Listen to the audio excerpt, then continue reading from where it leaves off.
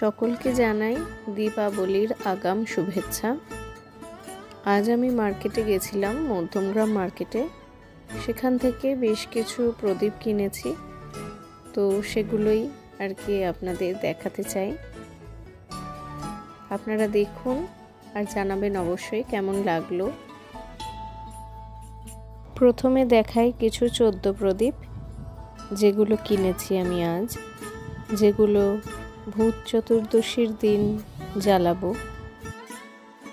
আর এই হলো একটা হ্যাঙ্গিং ল্যান্টার্ন, এটার মধ্যে একটা প্রদীপ বসানো যাবে।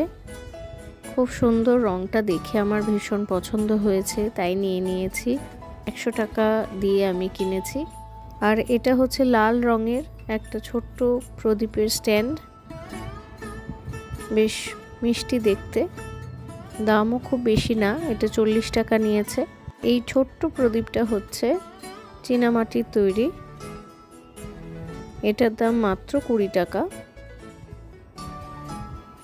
আর এটা হলো পঞ্চপ্রদীপ, এরকম 7টা প্রদীপ বসানো একটা স্ট্যান্ডও ছিল। আমার এটা বেশি পছন্দ হলো, এটার দাম 120 টাকা। আর যেটা 7টা প্রদীপ দেওয়া ছিল সেটার দাম চাইছিল 150 টাকা। আর এই দুটো প্রদীপ হচ্ছে কুলোর মতো শেপের। এই দুটো আমি কিনেছি ভূত চতুর্দশীর দিন আর কালী পুজোর দিন রাতে তুলসী তলায় জ্বালাবো বলে। এই হলো আমার প্রদীপের কালেকশন, যেগুলো আমি কালী পুজো পারপাসে কিনেছি। ভালো লাগলে একটা লাইক দেবেন সকলে। ধন্যবাদ।